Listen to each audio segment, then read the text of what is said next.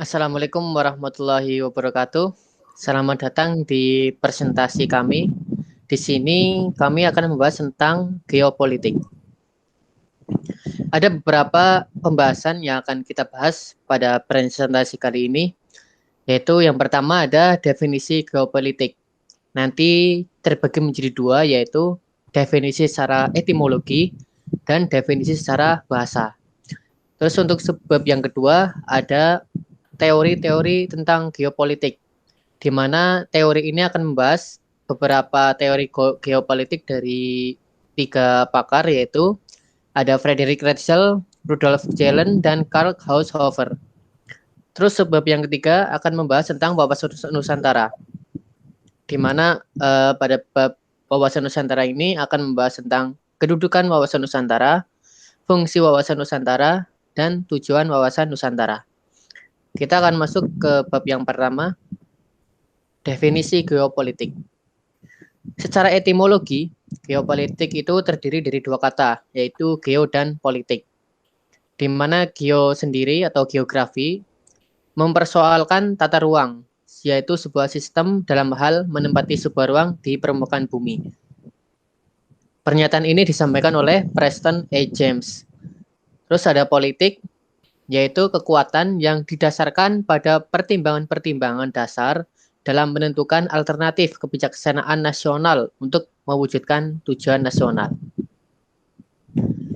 Kemudian secara bahasa, geopolitik merupakan sistem politik atau peraturan-peraturan yang berbentuk kebijaksanaan nasional dengan didukung oleh aspirasi nasional geografik. Kepentingan yang titik beratnya ini terletak pada pertimbangan masalah geografi, wilayah, dan teritorial dalam arti luas suatu negara, di mana apabila dijalankan dan berhasil akan memberi dampak langsung kepada sistem politik sebuah negara.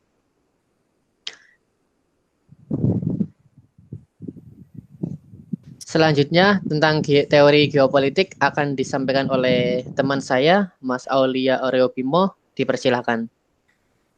Ya, untuk teori geopolitik ini yang pertama dari Friedrich Ratzel menyatakan bahwa negara dalam hal-hal tertentu dapat disamakan dengan organisme atau makhluk hidup, yaitu mengalami fase kehidupan dalam kombinasi dua atau lebih antara lahir, tumbuh, berkembang, mencapai puncak, surut, kemudian mati.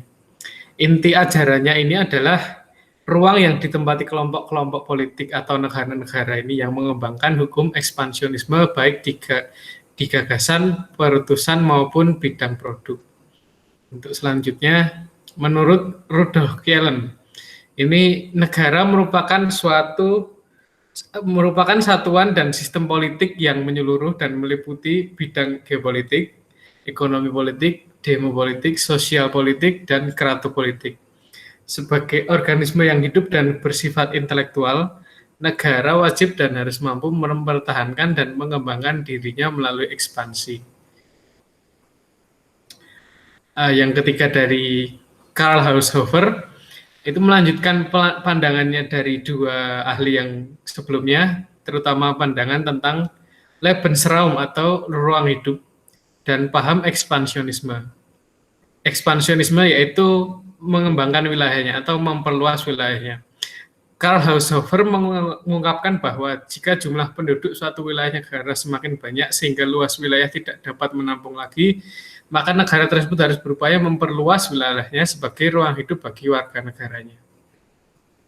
Untuk selanjutnya, wawasan Nusantara akan dijelaskan oleh Mas Lutfi. Ya, terima kasih. Masuk di kedudukan wawasan Nusantara. Indonesia sebagai negara tentunya memiliki strategi geopolitiknya sendiri. Strategi geopolitik Indonesia di sini disebut dengan wawasan Nusantara. Wawasan Nusantara memiliki kedudukan sebagai visi bangsa dalam menuju masa depan, yaitu menjadi bangsa yang satu dengan wilayah yang satu dan utuh. Nah, dalam paradigma nasional, posisi atau kedudukan wawasan Nusantara adalah sebagai berikut. Yang pertama, wawasan Nusantara di sini kedudukannya sebagai Pancasila sebagai falsafah ideologi bangsa dan dasar berkedudukan sebagai landasan ideal. Lalu yang kedua ada UUD 1945 adalah landasan konstitusi negara yang berkedudukan sebagai landasan konstitusional. Yang ketiga adalah GBHN, garis besar haluan negara, yaitu sebagai politik dan strategi nasional atau sebagai kebijakan dasar nasional yang berkedudukan sebagai landasan operasional. Lalu yang keempat, ketahanan nasional sebagai konsepsi nasional yang berkedudukan sebagai landasan konsepsional. Lalu yang terakhir ada sebagai visi nasional yang berkedudukan sebagai landasan visional. Yang selanjutnya di sini adalah fungsi wawasan Indonesia sebagai strategi geopolitik Indonesia. Fungsi wawasan Nusantara di sini yang pertama adalah konsepsi Nusantara di forum internasional diterima dan diakui. Lalu yang kedua, wawasan Nusantara menjadi salah satu sarana integrasi nasional. Yang ketiga, penerapan wawasan Nusantara menghasilkan cara pandang tentang keutuhan wilayah Nusantara yang perlu dipertahankan oleh bangsa Indonesia. Yang keempat, fungsinya adalah untuk pertambahan luas wilayah sebagai ruang hidup, memberikan potensi sumber daya yang besar bagi peningkatan kesejahteraan rakyat.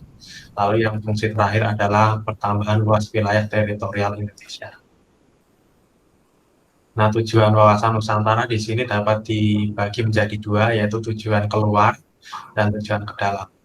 Nah, tujuan keluar di sini yang dimaksudkan adalah terjaminnya kepentingan nasional dalam dunia internasional yang serba berubah dan ikut serta dalam mewujudkan ketertiban dunia berdasarkan kemerdekaan, perdamaian abadi, dan keadilan sosial, serta mengembangkan hubungan kerja sama dan saling menghormati.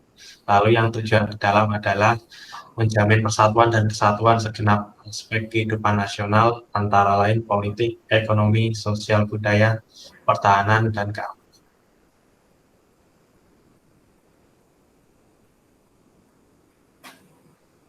Ya, lalu ini selanjutnya ada beberapa referensi yang kami pakai.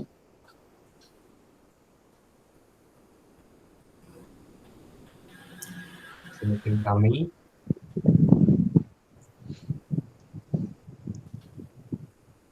Ya, sekian presentasi dari kami. Kurang lebihnya mohon maaf. Assalamualaikum warahmatullahi wabarakatuh.